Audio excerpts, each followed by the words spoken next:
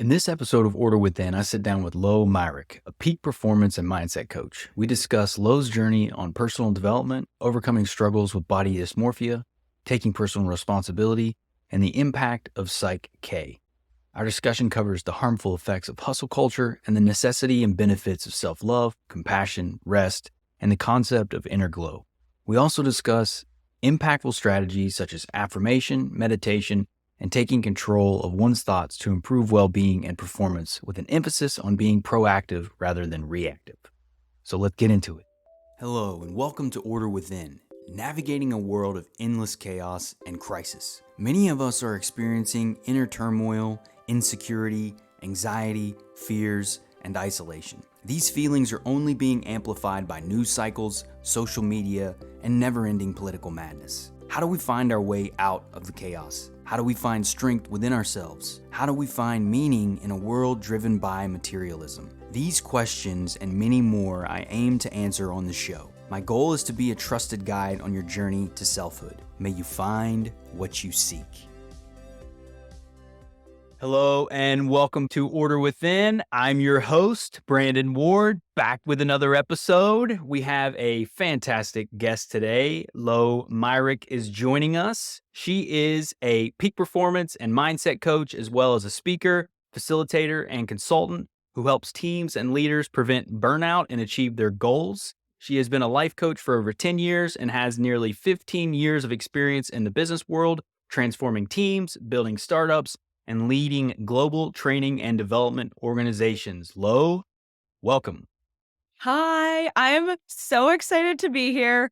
We connected a couple weeks ago and we had I think our conversation was supposed to be like 30 minutes and we talked for an hour and a half. We're going to keep it real for everyone today. Don't worry. But yeah, I'm just super pumped to be here. So much good stuff to dive into and this is going to be fun. I love it. I know it is funny. It's interesting. I have these introductory calls with a lot of the guests that come on the show, and they often end up turning into these long conversations. 90 minutes is not normally the case with guests, but it's a testament to your vibes, the work you're doing. We're also both fellow charlatans. I Wait, think charlatans? I yeah. don't know. Charlatans sounds fine. Yeah. Not to be mistaken as charlatans or shysters. Correct. Yes, we're definitely not that. We happen to live in the same geographical area. Charlotte, the Charlotte Metro. So that's it. Yes. It's fantastic. But Lo, you're a rad human. I feel this is what I was telling you before we started the call today. I just feel very fortunate to be doing the show, as it gives me an excuse to reach out and hang out with super dope people like you, and ideally share valuable insights for the audience so we can, based on the work you're doing, because there's so much value and tools and strategies that are out there in the world that many of us don't know about, because one, our education system is kind of dog shit and they don't teach us any of this stuff in school. Hopefully that'll change in the future. And two, I just think there's a lot of misconception around personal development and the personal development of the 90s. There's a lot of this kind of woo-woo, wishy-washy. But in the last decade and more, there's a ton of brain science now, a ton of neuroscience, which is interesting for me because you, in your work, you dive into a lot of that. You're leveraging the science of the brain and the science of growth and these things. And one of the things that we talked about initially was Psych. And that was for you because it made a big impact to you and your healing journey, didn't it? So let's start there. So before we get into that though, let's talk a little bit about the work you do and how you're helping people. And we'll get into kind of the weeds there before we dive deep in. Yeah, I'll just give people a quick summary of kind of my history and working on personal development stuff, and then that will make sense also when we talk about that a little later. But I grew up an athlete, swam and played water polo from a very young age, swam when I was younger, and then water polo came later. And through that process of being very competitive, developed a lot of unhealthy mental habits, thoughts, beliefs, and self-talk. And over time, that really had a negative effect on me. And so even though in high school, when I'm super high performing, my self-talk was just absolute shit. And I didn't even understand that it was negative self-talk. I didn't have that right? I didn't know what that meant. I didn't know what having a positive self-talk was. And I didn't understand what depression was. I didn't understand what anxiety was. That wasn't talked about. And so I was just silently struggling. So it's not like I was telling people I'm struggling with this and then we tried to address it. There's just no awareness. And that carried on into college and led to a very painful and disappointing, I'm air quoting disappointing because I've reframed that whole story. But if you would look at and see how I did in high school and then how I performed in college, it's like, oh, like didn't really have it. And it's like, well, no, because Mm, I burned myself out and had a really negative mindset for 8 years leading up to that. And then it's really hard to perform at a high level when you've been just like crushed under a rock of your own thoughts. That's the best way that I can say that. I thought that once I stopped competing and graduated and got a job, that everything would just be better. And it was probably, I don't know, 6 months or a year in after I had graduated college, and I was like, "Okay, things aren't better. Why not?" mm, And more than that, I was like, "I don't know what's wrong. I just know I don't wanna live like this anymore." That was the story that I had, and a friend of mine who was older worked with this life coach, had really great things to say, and so I was like, "You know what? I'm just gonna give it a shot." Started working with her. She also happened to be a psychotherapist, which was amazing, and that like, me making that decision to help myself changed the trajectory of my life. Hands down, literally was the best decision that I ever made. And at the beginning of the time working with this woman, I originally thought she is a savior. She's helping me. She's fixing me. And then it was like, I also came into the realization that she is helping me, but I had to take these steps on the path and do the work to make the change. And that's something that I think we talked about in our conversation one on one that I want to share with everyone too. Like, you could have the best teachers in your life. Like, Tony Robbins could be your personal mentor. And it won't matter if you are not willing to pull back the layers on yourself and do the work. So, or whatever, doesn't have to be Tony Robbins, could be whoever you believe in or whoever your whatever guide or your guru. coach is. Yes, exactly. Which it could be Margaret Paul, right? That's who you just had on. Oh, And if y'all haven't listened to that episode, please go listen to that episode because it's so good. But yeah, it could be anyone. But if you're not willing to actually do the work, it doesn't matter. and that's I love that you're talking about that at the top of the show, Lo, because it really does come down to, and it started in your journey. You weren't even aware of the negative self-talk, the destructive behavior. And I think what can happen, especially when we're young, I went to a similar thing.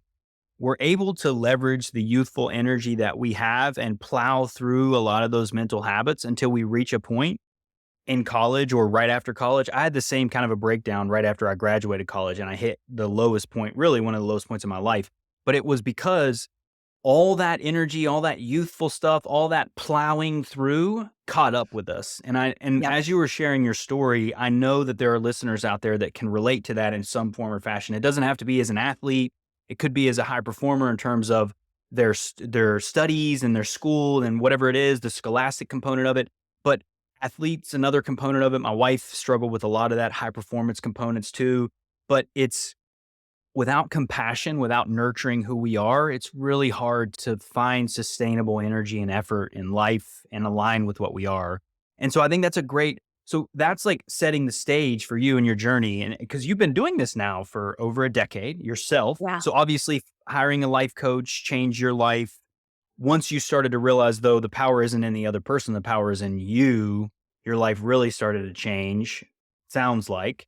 And we're going to talk too, because we mentioned this in our talk together, the body of dysmorphia component too, which you didn't mention in that initial story, but that's part of it too. I think that's part of the mental side of it, which ties back to the Psych K. But I'd love Mhm. to. So you're working with this life coach, you're making a lot of progress.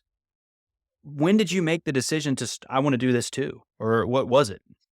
She actually, I can't remember how far in I was in my time with her. Well, it was maybe around the year mark, plus or minus, where she said, "Hey, I think you should check out the life coach training that I did. I think you would really enjoy it and love it." even if she's like, I really do think you'd be awesome at it. Even if you don't, though, even just checking out this first segment of the training will help you learn more about yourself and expand your own personal work. She just threw it out there as an idea. And I was like, yeah, at that point, I'm like 100% bought into everything she's Let's telling go. me. I'm like, it's working. I feel better. So I was like, yeah, of course, super curious. I'm like, I have an insatiable need and hunger to want to be better, largely derived from the unhealthy part of me when I was growing up that felt like I was never enough and I was never doing enough, right? So it was like, Mm. I need to do more. Now, thank goodness, it's a healthier space where I'm like, I'm so curious and hungry to learn and to integrate this stuff into my life. And now I do it with better balance. It's So, such a different place, Lo, coming from I need to do more, to be valued, to be loved, to be accepted versus holy crap, I'm awesome. There's so much stuff living in me. I've got a ton of energy. I've got a ton of vision and I got to share it with the world. That's yes. expressing and emoting and giving yourself out there as opposed to seeking validation, right? And I think that's Yeah. so many of us struggle with that because And go ahead. I was just gonna say, and I can do all those things and give myself permission to rest, because that was the other thing, is that Mm. I didn't feel like I could take a break. And kinda coming into this body dysmorphia discussion, I felt like I could never take a day off. I had felt guilty from 7th grade through, I think, until I finished my last season in senior year of high school. So, like, 6 years, essentially. I only took 1 day off a week.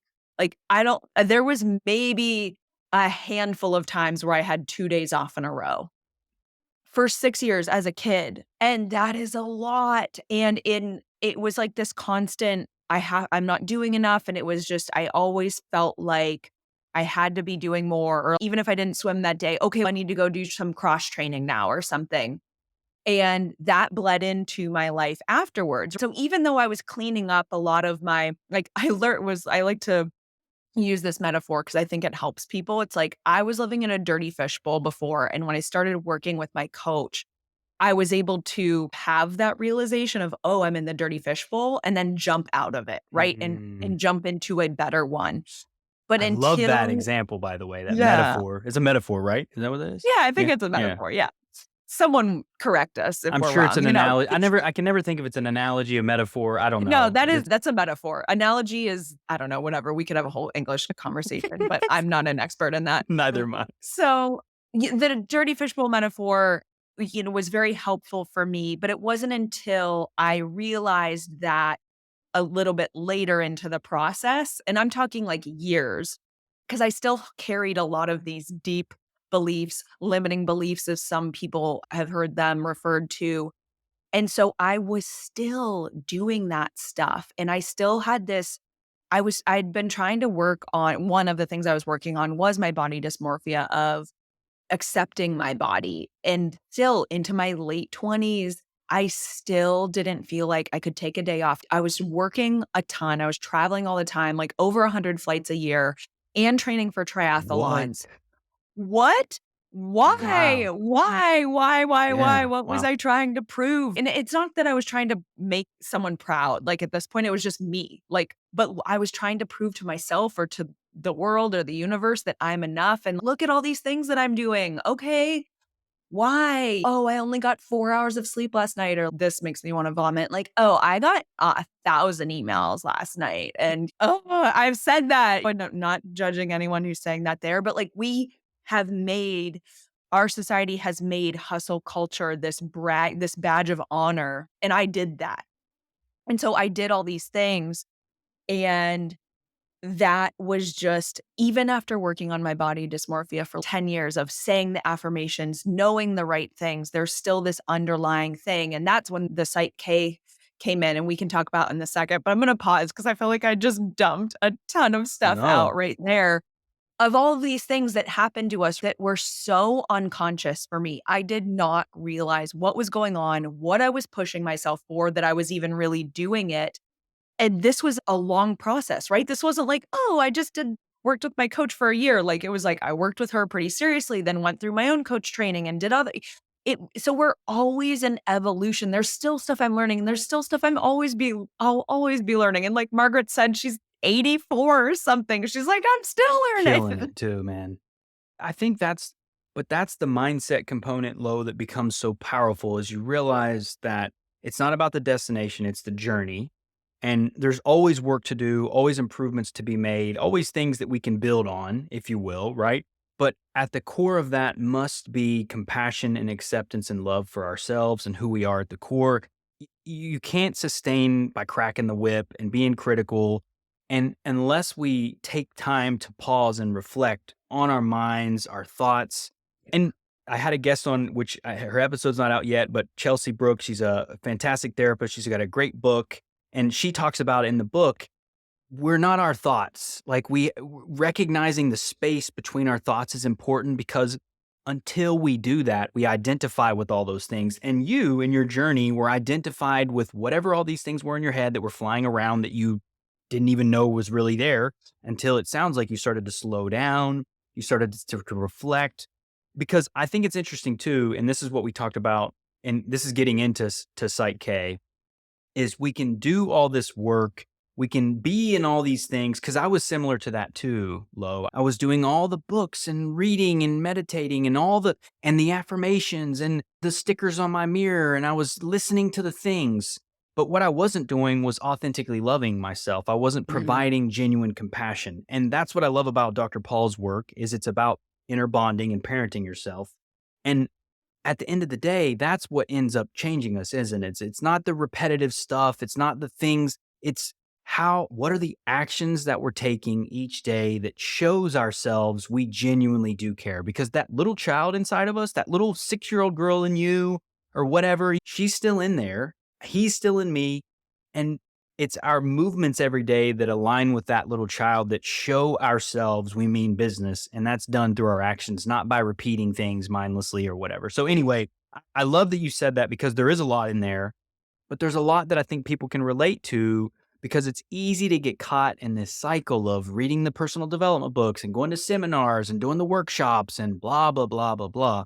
But if it's not built around compassion and love and small, simple actions, none of it sticks. And so I'd love to Yeah. sorry, go ahead if you've got Yeah, it's like you need both, right? It's not either or. You Mhm. need both of those things because affirmations are and more mantras, whatever you want to call them, they are actually incredibly powerful. There's 4 different ways to rewrite your subconscious. And affirmations are one of them, but what most people don't realize is that you need to do a lot of them. It's not just like saying it one time a day for a week or two. You have to really ingrain it. And just this was like a little tidbit for your listeners. If you do have an affirmation or mantra you're trying to ingrain or a limiting belief you're trying to rewrite, if you're using affirmations as the tool to do that, you would need to repeat that affirmation 20 to 40 times a day for a absolute minimum of 2 to 3 weeks. Could be longer depending on how deep the belief is, how ingrained it is, all of that stuff, how much other work you've done around that. Is there stuff connected to that? So that's the Um, minimum. as a minimum. Yeah. Yeah. So So it's super, super powerful tool though. The other 3 ways are hypnosis, Psych K is the energy psychology, which is what Psych K is a part of. There's other ways to do that as well. And then the 4th way is not really something you can control, but it's major life changes. If there's a death in the family or a close friend or a marriage or a birth of a child, perhaps, or just like an accident, like these like big kind of less controllable events that happen less, like those can change us at a deep level, but that's not psychedelics, like low. I would put in like a hero's journey mushroom or yeah, ayahuasca journey can do that because that same type of powerful, like that's a big life event that can change our brain. Just yeah, wanted to admit because it's those that's a great thing to bring up because it's these life events, but we can be intentional about some of that stuff though, can't we? yes, But yes. Yeah, yeah, yeah. But no, I'm glad you brought that up because I do think psychedelics and all of the stuff. Basically, if I don't know how much you've talked about this on this pod before, but if anyone's curious, watch How to Change Your Mind on Netflix by Michael Pollan. It's incredible. He talks about MDMA and psilocybin, and what are the other ones? I can't remember, but he covers a lot of It's them. And ketamine is another one too that's been coming, like, there's more but anyway, yeah, I love yes, this kinda stuff, by the way, and yeah. I've actually got Michael Pollan's work on my list of work that I want to cover because it's so impactful, so I'm glad you brought Yes. that up. Yeah, and he started actually, so I've been following him for years He was a food guy, because he right? food guy, yeah, Yeah. so he's been all around the world of food and doing all this research and trying to help people eat healthier, and he came out with this amazing book, and I remember one year, this might be, like, close to 8 no, probably more like 10 years ago, where he came out with this book. It's called Food Rules, and it's very small, it's very short, it's like 1 page per chapter, but it's all these basic rules of eat a lot of green foods, like leafy green food, shop on the outside of the grocery stores, eat meat, but not a ton of it. Hmm. Like, all these really basic things, but it's broken down in this book, and I bought everyone in my family, like, my extended family, a copy for Oh, Christmas man. one year, I because can I'm like, "Please, y'all just read this. It's so yes. important, and it's so easy too." But anyway, that's the Michael Pollan journey. But food is also a huge component of mental health of this whole journey, which I've also been on this whole gut health journey, which I know we talked about, and I think you've been more curious about too over the years. Yep. But there's so much more you can do even without even touching that. That which is wild. I think that's what's and it's interesting too because I love that you brought up the affirmations piece, but the additional components to the way we can go about doing that. Because what I've found is I still do affirmations, but as I've learned to nurture and care for myself in a loving way, your affirmations can shift over time. You can actually start to say, wait a second, I actually am pretty rad. I do have cool things to say or creative energy within me. And as you start to build a relationship with yourself, affirmations actually become a natural extension and expression of this new relationship that you're establishing and building with yourself. What I think the challenge sometimes, and I know you can relate to this, and I think there's many that can relate to this, is when we're super early in our journey, our healing journey, affirmations can be tough to really anchor the change that we need when we're early on because we're now trying to counter all those the negativity and the kind of the darkness that we've been carrying with just basic simple statements and that's not enough at the end of the day, right? There's more that we have to do, I think. But Yeah, and there are a lot of ways. Yes, it can feel very overwhelming at the beginning, and it can feel like this is just a statement and I don't connect to it at all. But if you pick 2 or 3 that you really want to integrate, and you have to make them meaningful. And then I also, and this is something I learned in my Psych K training, was there's 5 components to creating a powerful affirmation.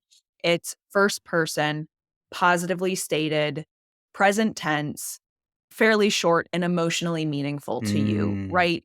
So if it's something like, "My time and inner peace are my highest priority," right? That that could be a really powerful affirmation statement for you. Or, "My body is beautiful in all its forms," or something like that. I can't remember. There was one that really hit for me when I did my balance for my body, and but anyway, you can create an affirmation statement around anything, but when you're first on your journey, I would say pick 2 to 3 and then repeat them with meaning and intention. If you're just repeating them without the meaning and intention, it isn't gonna stick, right? But it is good to have, like, I still have, like, I use affirmations still, even though I have all of these other tools, because we still need the reminders. We need to constantly be reprogramming ourselves and directing our brains. If we're not directing our brains are going to direct us and they're going to go down the negative path. So we have to, this is something I just drill into clients and in my workshops. We have to be proactive. And I know this for myself now also through testing, not like in a scientific manner, but if I don't do my affirmations and my meditation and journaling, and I can skip a day and it's fine, but I notice if I skip 3 or 4 in a row, I can feel it. I can feel the shift in my mood. I can feel the shift in my creativity. I can feel the shift in my performance, right? So all of mm. these things are tied together.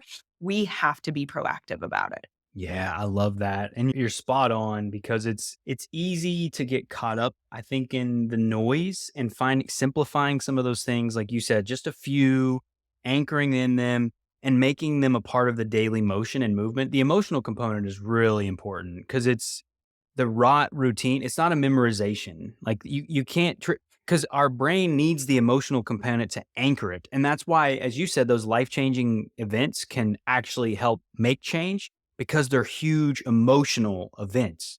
Having a child, Yeah. getting married, a death in the family is a huge emotional swing that could change the direction of your life. And honestly, that's what's the reason I brought up psychedelics a couple of times is I've had similar experiences doing ayahuasca, doing mushrooms, where I had these insane emotional outpourings in spirit where it just transformed myself. But it was terrifying when I was in it. Like, it's horrifying. Like, the first time I did ayahuasca low, I was in a room with other people and I was leaning over a bucket. I wasn't sure if I was going to throw up or not. And then I felt myself shatter into 1,000 pieces, like on the floor. I felt like I broke like a mirror. And I was terrified. I'm like, "Am I ever gonna be able to come back together?"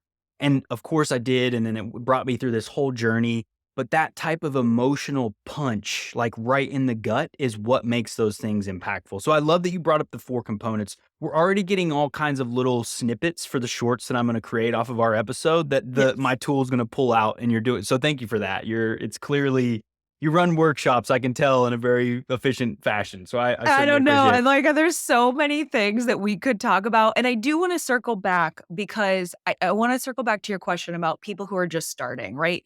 I know it can feel overwhelming, but I read this beautiful quote or something about the work we do. And at the beginning, it can feel like work. And over time, it becomes more maintenance, right? So it's just to have faith if you're at the beginning of your journey that you are going to get to a place where it will be easier, right? You just have to keep take one step forward every day, keep doing those things. It's so important. Again, I've been doing this stuff for almost 15 years. I still have to be proactive and I will continue to be proactive when I've been doing it 50 years, right? Like the people who have been doing this for a long time and for their whole careers, like they still do this stuff and practice it every single day, right? So make it a part of who you are, not just something you're doing, right? And know that because the way that our subconscious brain works, we do need repetition. We need the emotional connection and the repetition, right? So that's why it's important to, if you have an affirmation you want to ingrain or rewrite or reprogram in your brain, you do need to. So the subconscious brain is like a tape, right? That's why if you've ever read, like you were saying, all the books and the podcasts and all the things, those are great, but if you just listen to them one time, you're not magically a new person, right? If Nope. that were the case, we would have a bunch of millionaires and supermodels walking around. Yeah, But and it would be it's about boring. integrating that. You could and I've heard people say this, and I used to do this too, right? Again, having love and compassion for my younger self who just was so hungry to learn and I wanted to know more. But it's like you could literally read a book a day or listen to a podcast on a day on personal growth, but if you're not actually integrating that, it doesn't matter, right? Like you might get a couple of things that stick, but it's better to take one and then break that down. Okay, what I learned from that. What are the 3 things that hit me? And that's what I'm going to say at the end too to people. I'll just say now, we are throwing a lot of stuff out at you over the course of this podcast. Take 2 to 3 things, the 2 to 3 things that spark your curiosity and run with those, right? And then come back. Make sure you're coming back to, okay, what now, right? Do those for, again, it depends, like a couple weeks, couple months, whatever, however long you feel like you need. And then to your point, your affirmations are going to change. Like the things you're working on are going to change over time. So don't feel like you have to integrate everything right away. Pick 2 or 3 things, work on those, integrate those, and then you'll have space for more. And then more, you can keep just continuing that cycle. I don't know if that's helpful for people that are starting out, but I wanted to just give like, don't feel overwhelmed. Yeah, like because it's easy to get overwhelmed, and I think we live in an age of information.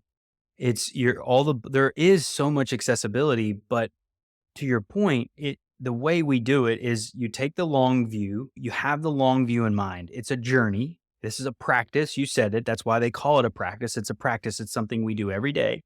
And you make these micro improvements that you build on over time. And over time, if you do this bit by bit, little bit by bit, you'll look back a decade, 2 decades from now and not even remember or recognize who you were. I know so many people who have done this. I look back at myself and it's amazing. Like I'm not the same person. And that's not by accident. That's why I do the show. That's why I have incredible guests like you come on to talk about this because there is so much that we can do. And I think having that long view is super important, but also realizing that I think it's 20% insight, which is where the podcast, the reading, the workshops, that stuff helps. And then 80% is the tangible actions that you're taking from that insight. Because if you're just doing insight, the actions are what anchor it and there won't be any change. So that's why you said it earlier, you need both. You absolutely need both.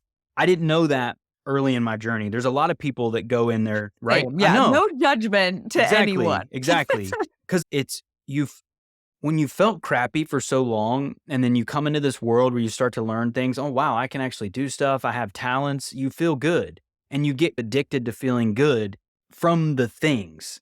Eventually, though, once that wears off, you realize you need the tangible action and that's where you got to pivot a bit. But I think though, and I want to get back into the Psych K piece and how that helped you low, because I think there's a lot of value in that. And because this is, all of us are at different stages. There is no judgment. And something that you called me out on in our initial conversation was that because I was saying how hard the work is. And you were right by calling me out because it's hard is the wrong word. It's challenging, but it can be tough, but it's so fulfilling. And Mhm. there's nothing better in life than making yourself into the version of who you desire to be at the deepest part of your being. That's the most fulfilling journey you can go on. I'd love for you to add some there if you can, if you want, because you Yeah. called me out on it. You're the one that brought it to my attention. Because I'm like, oh, it's so hard. Nobody wants to do the work. I think that's also me being a dude from West Virginia. It's like, "Grr." But so anyway, I would love for you to. Yeah. Yeah, no, I love that, and I love just how you said that. It was so beautiful about that it's the most fulfilling work you can do. It is, just wanna bring that home to everyone. Working on yourself and becoming more in alignment with who you truly are, with your higher self, with God, spirit, source, universe, whatever, is the most fulfilling work you can do.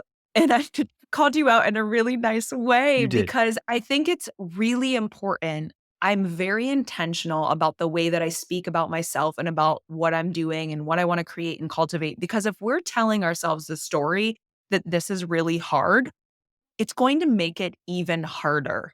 Can I tell you a crazy story that I actually applied this to? So I like to do brain games and brain training. Oh, nice. I love those too. Yeah, like Sudoku or crossword puzzles or stuff like that. Mhm. And so I noticed I was doing my Sudoku puzzles, and in my book, it goes from easy to very hard. And I was doing all the easy medium ones and then the hard ones, and I was getting stuck on a lot of them. But it says hard on the page. So I literally crossed it out and wrote, I got this. And I started getting more of them finished. And it's just like, what the See? fuck? This is crazy. So, The yeah, reframe. yes, it's all about the reframe. It's all about the story you're telling yourself about what you're doing. And to just bring that back to this conversation, if you're telling yourself the work is hard or whatever it is in your life, if you're telling yourself, oh, this is so hard, it's so, if you're just complaining about it, you're actually making it 10 times harder than it needs to be. The story that you tell about yourself and about what you're doing is actually more important than whatever it is you're doing. Wow. Like, let Let that that sink sink in in. for a Yeah. second. Because you could be saying, and I gave this, I'm working with NASCAR pit crew teams right now. And we were talking about reps. And yes, of course, you need to put the reps in.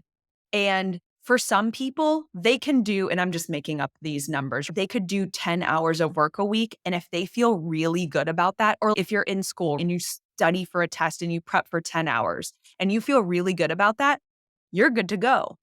On the other hand, you could have someone who's doing the same 10 hours, but if they feel like I'm not good enough, I'm not enough, I'm not ready, right? Which is where I was for a long time. that 10 hours is not going to be enough for them, and they are not going to have the same level of performance that the other person does. It's so much about our stories. And the same thing applies. You could do 20 hours or 5 hours or whatever, right? When you're getting into professional sport, you need to like do Yeah, enough, right?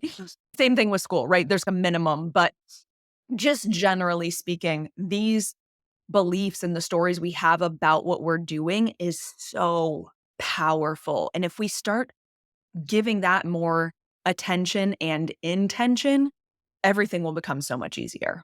that's it. Because you're not undermining your power anymore. You're actually elevating and enhancing your power. And I think that's a symptom of not recognizing how much power we have with our perspectives, with our stories, with the way that we're feeding our minds, our thoughts. That's why awareness, self-awareness is a superpower. And just having the ability to pause and reflect and look at what's flowing through my mind on a daily basis, what emotions are flowing in and out of my life, and just observing the because the mistake that we often make is that judgment piece, and this is what Chelsea was talking about in her book, Lo, is we observe those thoughts, but then we judge them and we associate them with ourselves. They're like, "That's not me, I don't wanna be that."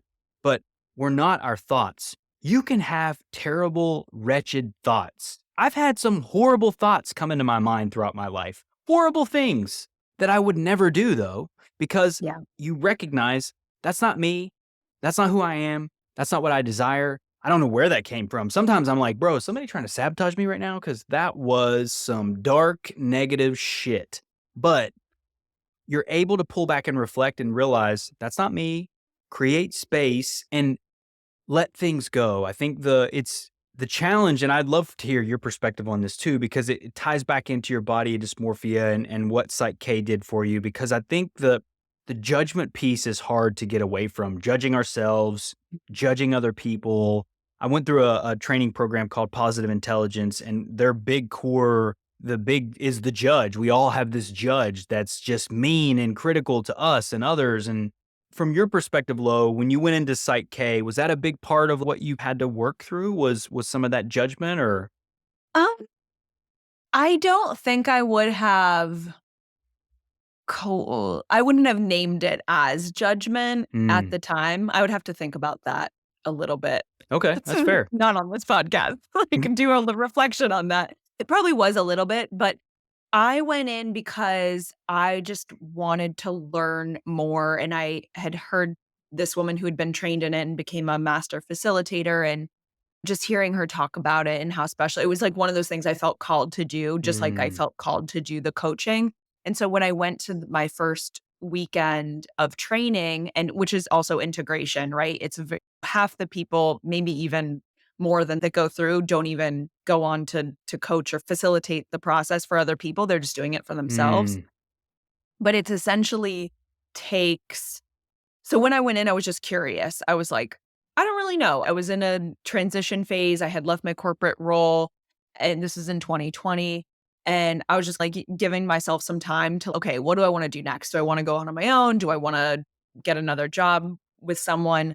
And so I was just going in open, which I try to just give myself permission to do. I don't need to go into this experience expecting anything, whether mm. you're working with a new coach or a new therapist, or you're gonna go do ayahuasca or what or anything. It doesn't even have to be that. It could be like going on a date or going on a job interview or whatever. Yeah. Just try to go in like open, or even like we did at the beginning, just setting the intention that everything that needs to be done is gonna be done. Letting And go a that little I bit. Just letting yeah, go a little letting bit. go. The Yeah, because I used to be like had to the fucking control control. everything. Yeah. Yeah. Yep. For the people who are not watching us, it's like just imagine like having a death grip on you on trying to control life, and then it's not working.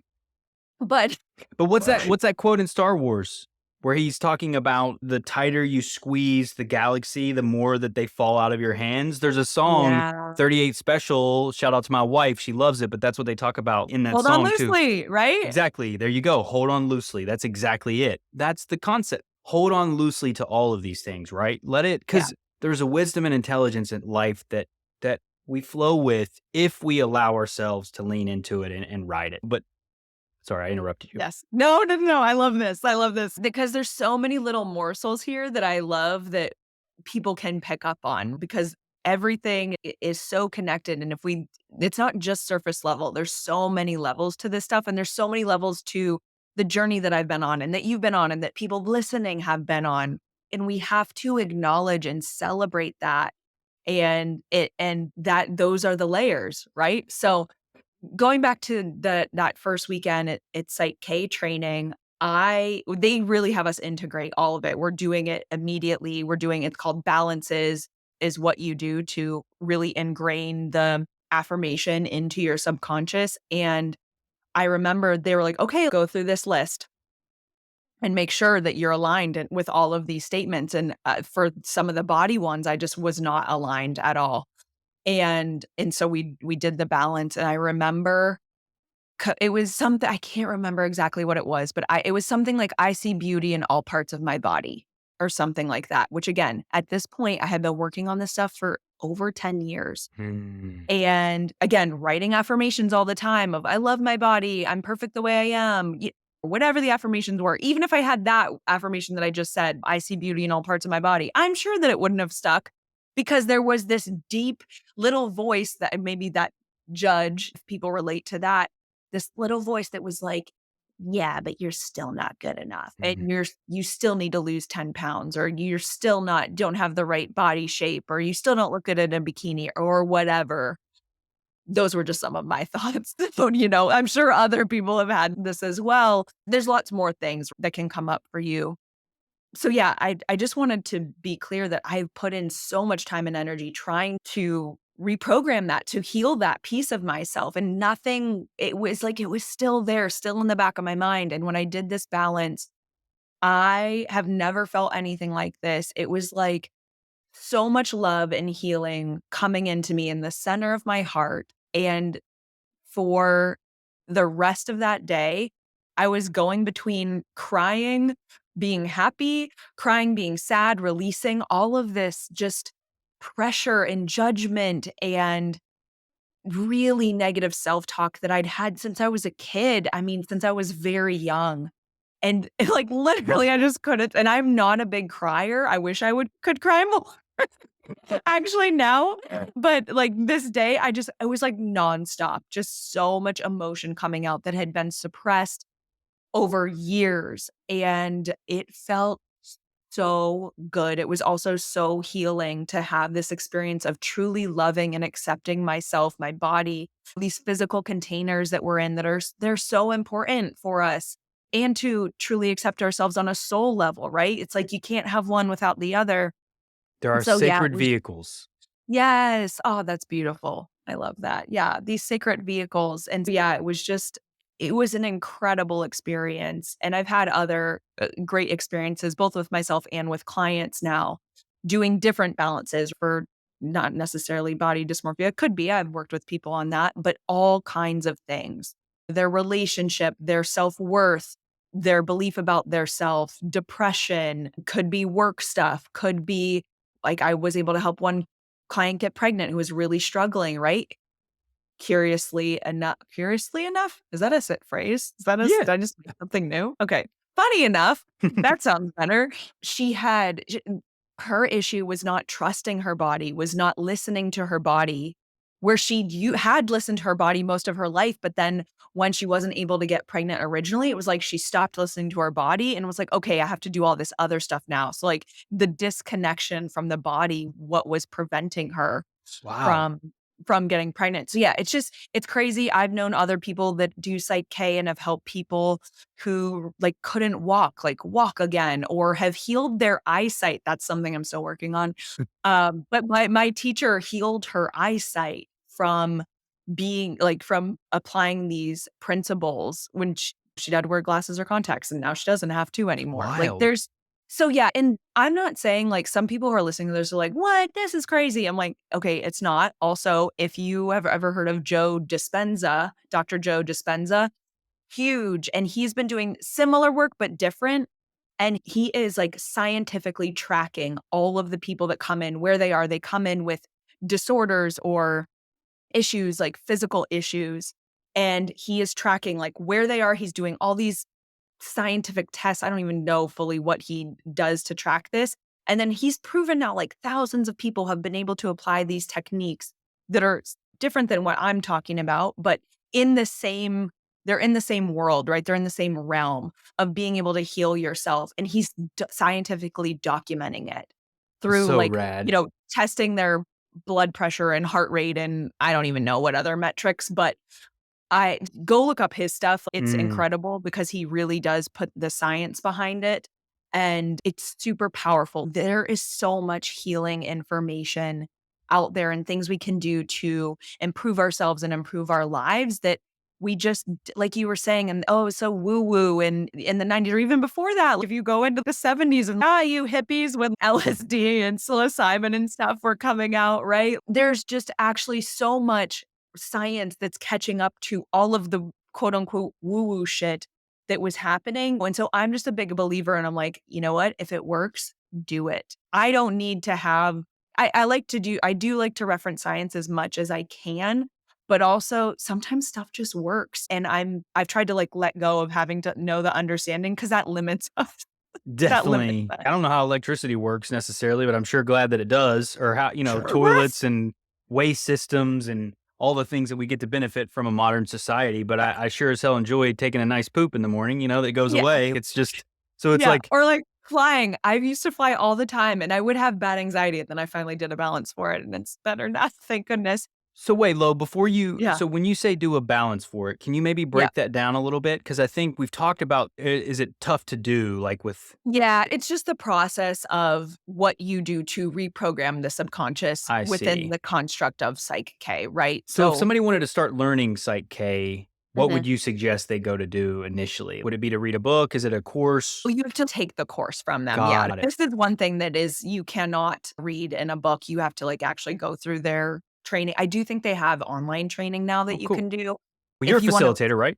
I'm a facilitator, yeah. I don't teach you how to do it. I can facilitate you doing the balance for Got yourself, if it. that makes sense. It So, like, does. I'm not leading classes teaching other people how to become facilitators of Psych K. I am a practitioner that can help myself and clients go through the process of doing a balance to reprogram the subconscious I or heal see. trauma or whatever else comes up. So you are able through the Psych K process to take something that you had been working on for a decade plus and basically transform it in a matter of That balance was probably, I don't know, between 5 and 10 minutes.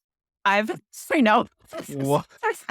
It's nuts. It's That's so like crazy.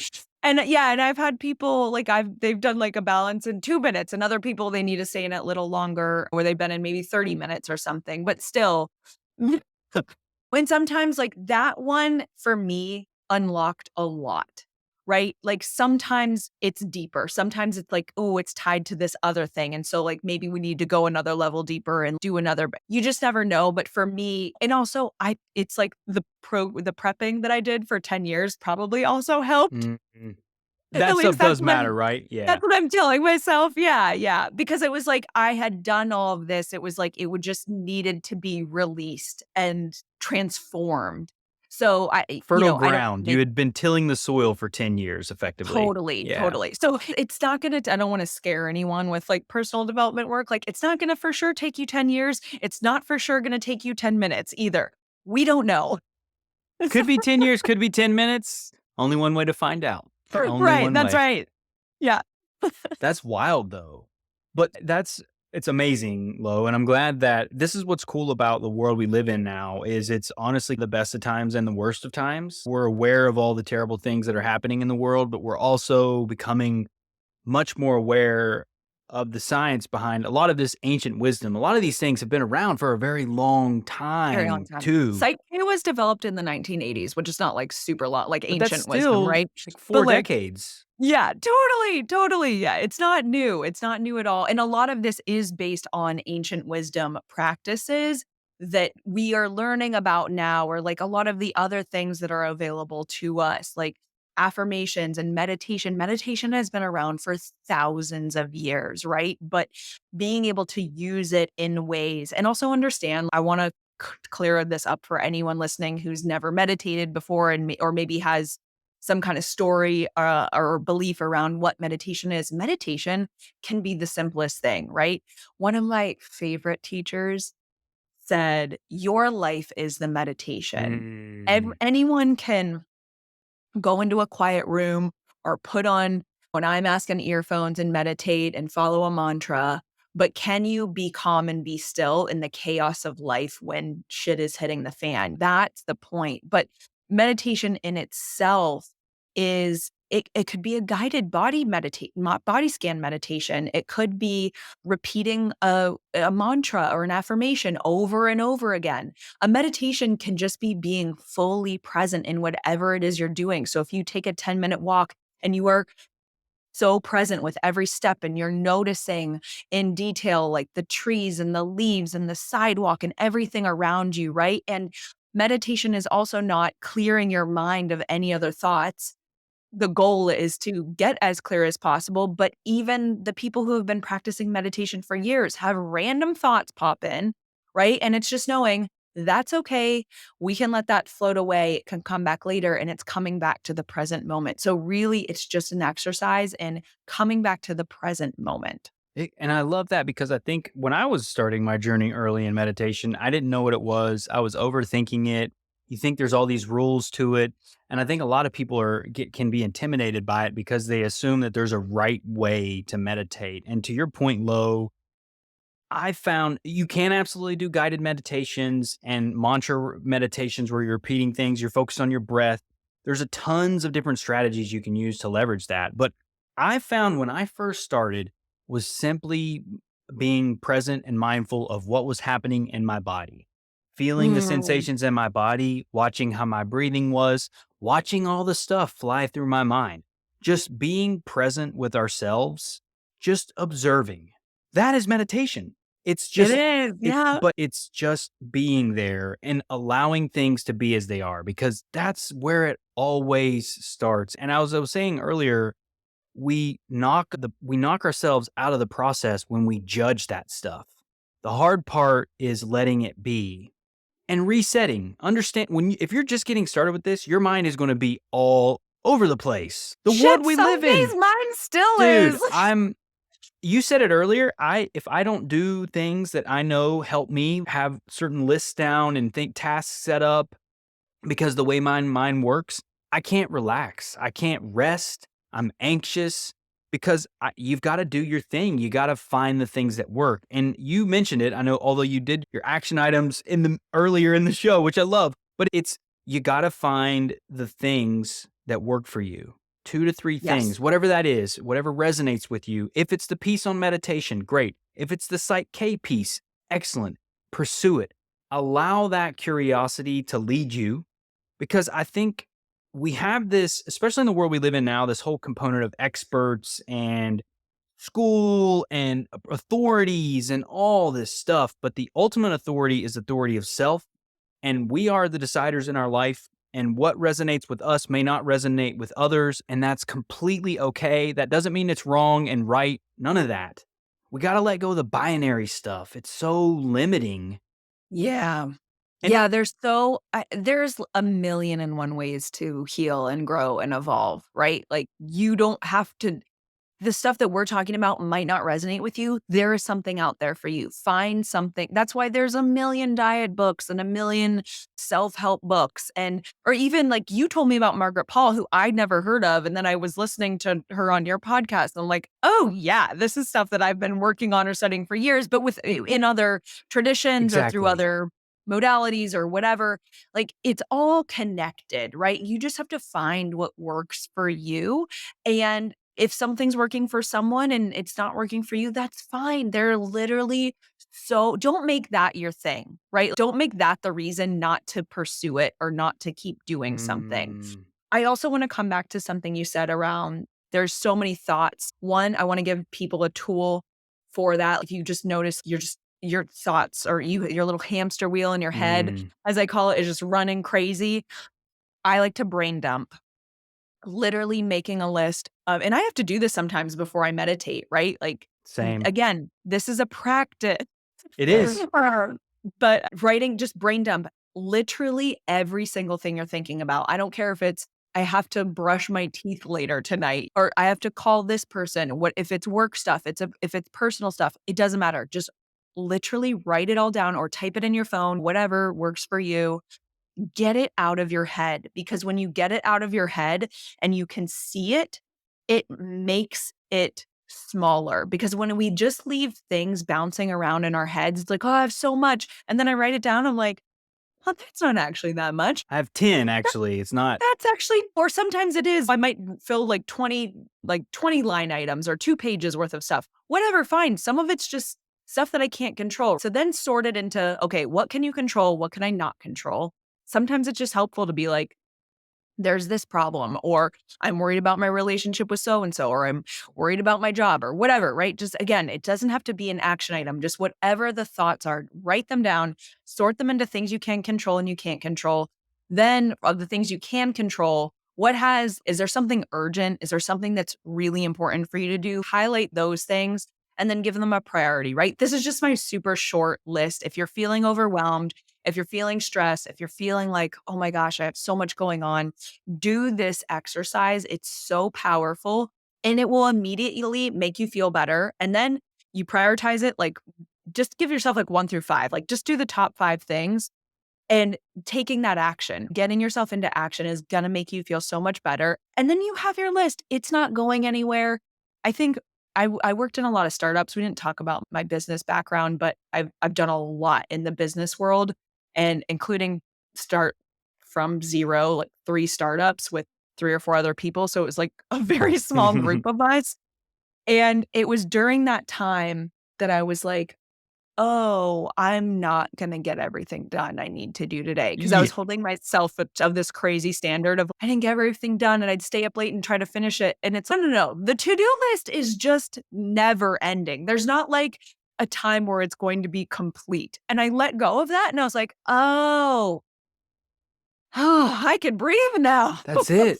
That's it though. I love it. It's amazing, Lo, like that feeling and accepting one, it's always going to be stuff to do. There's never not stuff to do. If you have visions, goals, there's always something else you can work on or do. But And don't use that as an excuse to not do of anything, I'm exactly because I'm too busy now, or oh wait, when things slow down. Sorry, I just gotta call you on your bullshit right they now. don't. With love, they don't. They will not unless you make time for it. And I don't like to say, I mean, sometimes I'll say I'm busy, but I don't mean it in the way that like, oh, I'm busy and I don't have control. Like I am busy intentionally doing the things that I want to do, which also includes rest. And again, that's again coming back to the stories we tell ourselves about what we're doing, but it is just so important not to use that as an excuse to not do the work, to not make time for things. And coming back to the point at the beginning where I said I realized I was the one doing it, right? My coach wasn't magically changing my life. She was helping me change my life. I help my clients change their life, but I can't do the work for them. Mm-mm. Anyone that I meet with, I can guide them. I can give them all of these tools. I can give you who's listening all of these tools. But if you don't do anything with it, it doesn't matter. Doesn't mean So anything. you have to do something with that, and you have to make the time. No one is going to come and save you. No one's going to do that for you. You have to decide. I love that message. It's the personal responsibility piece. And this is something that we talked about, and I think it's a great segue into in our conversation from a couple weeks ago, is the things that we control versus the things that we don't control. Lo, I do that exercise that you mentioned a lot because I have insane things, ideas, all the kinds of stuff flowing through my mind all the time. And I can tell when I don't dump them and then organize them. And I do the same thing. Sometimes it's things I'm worried about. There's action items that fall out of there too. I put them in my system. And then I'm also mindful of emotional things. Maybe it means I need to take more time to journal or get into kind of inner bonding process. But without that, because you could have one action item in your head that needs to get done bouncing around 1,000 times. So it feels like you have 1,000 things to do when really you have one.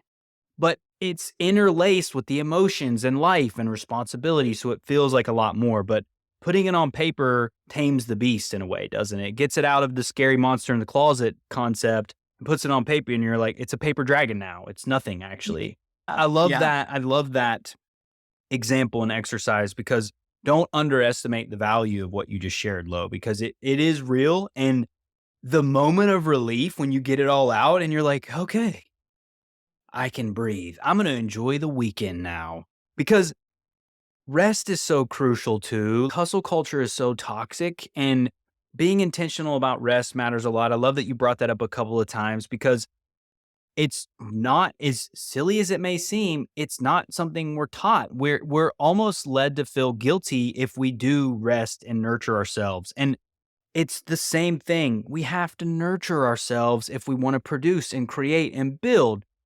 We all need sleep. We all need good food. We need exercise. We need to do nothing. The best thing, one of the things that's changed my life, Low, too, is literally doing nothing. I'll lay on the Yes. floor, lay in my bed, no music, sometimes music, but I'm not watching a show. I'm not reading a book. I'm literally just laying there. And that practice can be incredibly healing. Just being with yourself. Feel your own vibe, man. Get into your own energy. Get into yourself. There's a lot of Yeah. gold in there. And that's Yeah. okay. Give yourself downtime, giving yourself permission to do that. And there's a beautiful quote. I don't know who this is by, but it's something like, don't think about, have I worked enough to deserve rest? The question should be, have I rested enough to do the meaningful work I need to do? Right? We'll have to look it up and we can put it in the notes, Yeah. but Ashley's going to that love that. My wife's going to love that quote, because she is such a grinder. She has to remind herself constantly to take a break, go eat some lunch, take a rest, do my routine, my face routine. And it's just what you said, though. When we take time to nurture, you now all of a sudden have all this energy and power to produce and create. But if you don't, what ends up happening? You end up burning out, you're run ragged, you're angry, you're not producing at a high level now. I love that no. you said that. We do have to find that quote. We got to find that quote. Yes, yeah, I have it saved somewhere, and we'll credit the author, the incredible author who Yes. came up with that. Whoever you were. But yeah, it is so important to give ourselves that downtime. That means not being on your phone, not I don't think there's anything wrong with watching a show or a movie or something at night, but also making sure you do have some quiet time. Like, just go sit outside, look at the trees, or go on a walk in, again, in a place where you can, like, actually put your foot on the soil, right? You don't have to take your shoe off if you're in a public place, right? But walking on a trail somewhere, if you're this is also a tip that I learned, whatever city you're in. I know I'm, like, right in the middle of the city, so I can see trees and stuff, but it's not like there's no dirt paths near me. And just search nature preserve. And most cities have these little nature preserves just tucked away. I found one that I can drive to in 10, 15 minutes, which is amazing. And I'll just go there and do a quick, maybe I'm saying quick, but I'm not rushing through it. Maybe 30 to 45 minutes, depending on how much time I have. I'll do that on a Tuesday morning, for example, or like it's on a random morning. It's giving yourself that downtime. And sometimes I'll listen to music, or sometimes I'll just go, like, no tech. Just depends on my mood, because I do think music is super powerful for uplifting us, and, Yep. it's a tool, right? But it's intentional. And so just give yourself that time to reset without technology, without feeling like you have to be talking to someone while you're doing it, getting comfortable being alone, processing, not lonely, right? Because that's like a whole nother thing. And the Surgeon General just came out with a report about loneliness and how it's like this other epidemic that's happening to us. Which is interesting, because there was one that came out by the British government pre-pandemic showing how bad it was then, and it's even worse now, which is uh, super sad. But We that's talked a little bit also, about some of that too in our initial conversation around social media yeah, usage, the isolation component. That all ties together, doesn't it? It all feeds yes, into. But to your point, though, that there is a difference between being alone with yourself and loneliness. yes. But and what you were saying is taking the time to be alone, to unplug, because what we don't realize is, even though we enjoy, because I'm with you. I mean, my wife and I watch shows and movies. We enjoy them. We love film and entertainment. It's great. Like, you can learn a lot. There's a beautiful thing about that. But you're not when you're not doing that, you're not unplugging. you're still stimulated by external things and you're not resting in that space. And it may seem like you're laying on the couch watching a movie. Oh, I'm resting. Well, you may physically be resting. You're not mentally resting. And we need mental rest more than anything because we're Yeah. all overstimulated. Social media is insane. We talk some, there's just a lot of this technological society we live in. It's hard to unplug. And what you're describing is the way that we can go about It doing that. can't hold on, I have to reframe. It can be hard to unplug. Ah, see, look at that. See, it's like, Yeah. Yeah. but thank you for that, by the way. Yeah, It's yeah. noticing that because it can be hard to unplug, but it's Mhm. really Because of not. the default if you just go with the default, just like if we were talking about at the beginning, if you just go by the default of society, where the paths are going, where society has evolved and will push you to, none of it's healthy. And if anyone's heard of Gabor Mate, I think I sent him to you You after did. our first chat, but he just came out with a book talking about the myth of normalcy and how our society is set up in a way that does not it leads to poor health and addiction and all of these things, like mental things that we're seeing because of the way society has been set up. And it's not anyone's fault, right? It just is how things have evolved. And there's maybe some malicious intent somewhere, but a lot of things were good intention and then they're bad intention. And we're learning, we're evolving as a society too, right? Technology is a great tool. It's allowing us to do this podcast right now, right? And not only record it, but also transmute it to people who are all over the world. Like that is awesome, Yep. right? Technology is awesome. And you have to create boundaries with it. Doing things like I take at least a 24-hour break off social media every single week. And then sometimes, like right now, that turned into a full week. Nice. You're probably feeling But good too. yeah, totally. But every quarter, I try to do a full week off. It's just such a good way to reset and create a better, healthier balance with it. I know we went on a lot of tangents there, so if there's something we need to circle back to. Well, no, and I think because I think this is a nice kind of segue out to the end of the show, and I'm definitely going to have you on low because there were things that we didn't get to today that we're touching on right now, like dealing with the rising levels of anxiety, the social media usage, porn addictions, the work that the myth of normalcy, Mate has done, like all those things. Like that, literally, we could talk an hour around those things alone. Because I just know, because I mentioned that to you in our prior conversation, just my addiction to porn really changed my life getting away from that. But all this stuff it affects us mentally, our biology and our physicality. We don't realize yet. Social media, all these things are designed to be addictive. For And sure. if we're not careful, they will consume our lives. But at the same time, they allow us to share incredible messages and grow businesses and build empires in ways that were never possible. It's all about, like you said, setting boundaries, being intentional, and being clear about what our goals are, and always coming back to caring for ourselves, being compassionate and nurturing, resting, being mindful of unplugging, because we are the source, we are the power, the gold, and it's not out there. All those things are tools for us to use and share and create with, but they're not Yeah, who we wow. I are. wanna just come back to what you just said. We are the source. We are the source, and you have to filter. Your diet isn't just what you eat. You have to filter all of the noise and all of the things coming into your life because your energy source comes from within, not externally. That's beautiful that you said that. I just wanted to No, it's the whole concept of the show is that this source comes from within us. And the only way I know that is I've experienced it. And that's why I do this stuff because it lives in all of us. I see us all as one spiritual family, Lo. So I really appreciate you saying that because there's so much glory and goodness in everyone. And we talked about this, and I think this is a great way to segue out of the show. And I'd love to hear just some ways people can get in touch with you. But I do think that without all this, like we get grounded in who we are, we can heal, we can move forward, but it's just tiny bits at a time. We're connecting here together. We're moving. These tools allow us to create and share, but all of us have this glory, this gold. We're one spiritual family. And if each of us came into the best versions of ourselves, if we became the full version of what we see, the world would change. We wouldn't have to go out and evangelize the world. You don't have to go and save anything.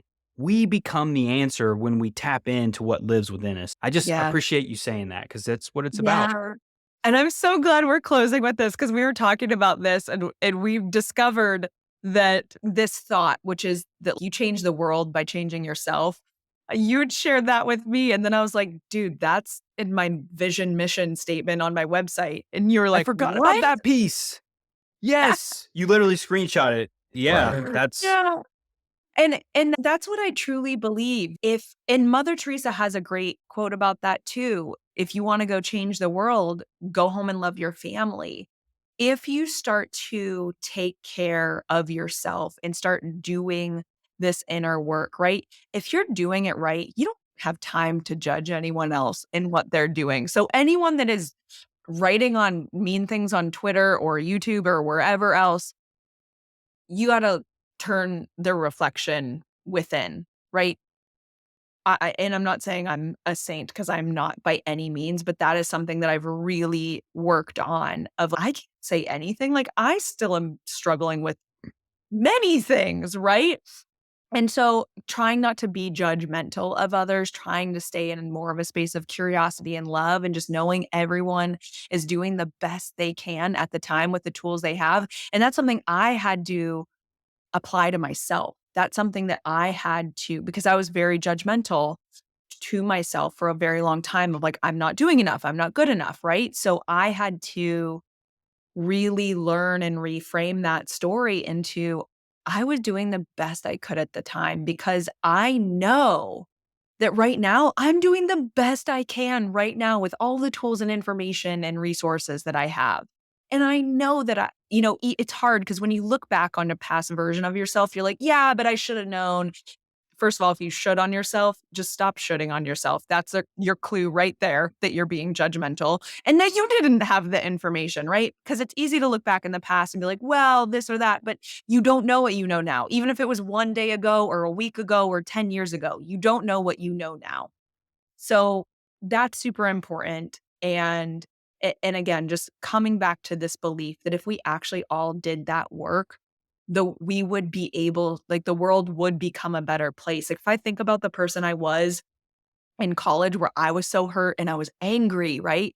I was angry about stuff and I was lashing out at people for well, not for no reason. It was internal, right? But not because of something they did. So I was like creating this, uh, I was creating conflict in my own life, right? mm, And I think about now what a different person I am and how I can positively impact people, right? In just even small ways, right? Like I'm not saying that I've had this massive impact or anything, but just think about that for yourself, right? Think about where you are and where you have been and where you could be. And then we expand this out to our community. And if everyone starts doing this, the world looks a lot different to me.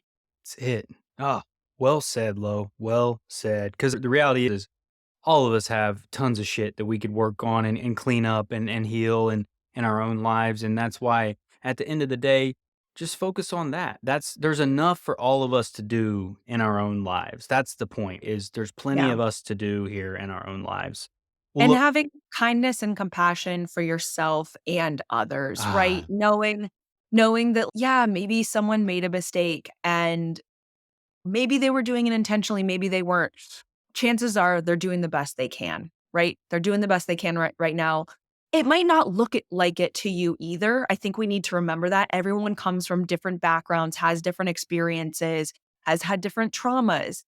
And just because you can't see something on the surface, you don't know what that person has been through. If you would have looked at me, even if you look at me now, like you wouldn't have known all of this stuff that I shared, and even more than that, that I went through and some of the negative thoughts, or like you you shared, like I've said some really bad thoughts before, whether about me or the world in general. But my thoughts, especially towards myself, were so harmful, and I know so many people have struggled with that stuff. So it's just remembering like you don't know what other people are going through or have gone through, right? To make them into the person they are today. So just remember that as well.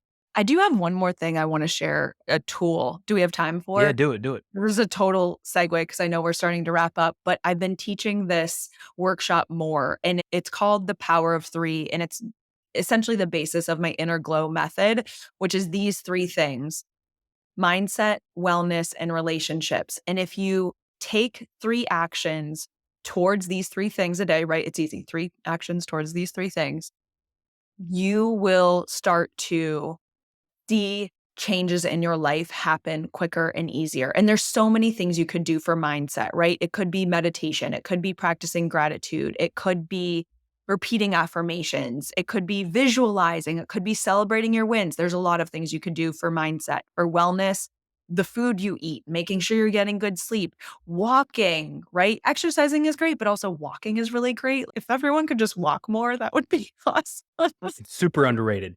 So underrated. Sunshine, getting sunshine in your face. I try to journal out on the deck every morning and just get the sun on me. Spending time in nature, like we talked about before. Time management, setting yourself up for success, time management wise. That's a whole nother podcast. And then relationships. Try to get 1 hug a day. I know that Mm, seems like a weird thing. There's another quote, I can't remember who this is by, but it's like we need 4 hugs for survival a day, 8 hugs for maintenance, and 12 for growth. I don't know if that's I accurate. I love think it. that someone just said that, but I thought that was great. But try to get 1 hug a day. And if there's no one around you, hug yourself. That's just as powerful and meaningful.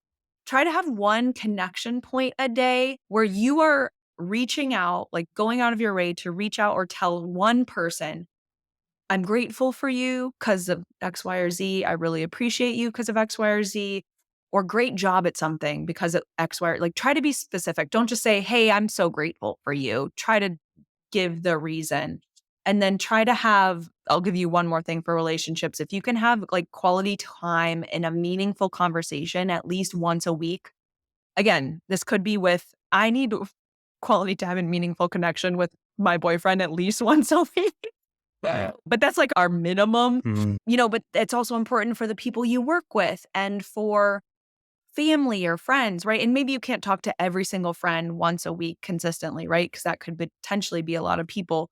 But just try to give yourself some of these metrics of, okay, if I do this one touch point a day, and if I can at least have one meaningful conversation once a week, these things, that the relationships, the wellness, the mindset, if we do 3 by 3 every day, it can massively improve your ability to perform. It's going to improve your overall happiness and fulfillment levels.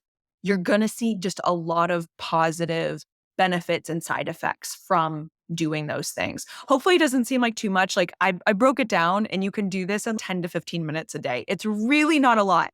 And if you don't have 10 or 15 minutes a day to work on yourself, you're not trying hard enough ooh, and nothing is going to make change. it. You got to make that time. Lo, that's fantastic. Well, look, I think that to me is a phenomenal parting message. Your 3 of 3, kind of 3 by 3 method. I'm sure in your inner glow method, I think you called it.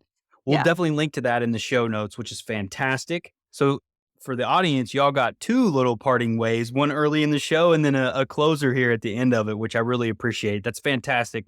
We'll make sure to link to that though, so the listeners can check it out and learn more about your work.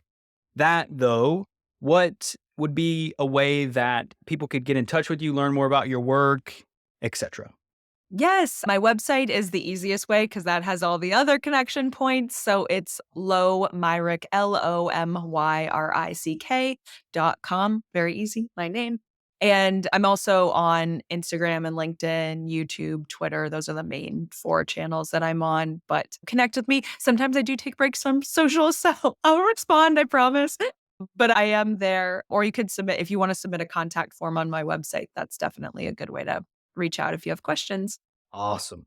Well, Lo, this has been awesome. I'm definitely gonna have to have you back on because I have notes here that we did not get through, and we're gonna have, yeah, this is great. So I really appreciate your time. This has been fantastic. I hope the audience enjoyed our discussion as well. A lot of powerful nuggets. I think it's important to recognize there's a lot of high level concepts that Lo and I discuss in today's show, but it's all grounded in practical action that you can take. And as she said, setting aside 10 to 15 minutes a day as a minimum to just nurture yourself, take care of yourself, it will pay off in ways you can't imagine if you do that consistently. So, Lo, thank you so much for your wisdom, your messages, your awesome vibes. And for the audience, appreciate y'all's time. And until next time. Thank you for listening to Order Within. If you found the episode helpful, please consider sharing, rating, and subscribing. New episodes will be released every Thursday at 11 a.m. Eastern Standard Time. Until next time, y'all.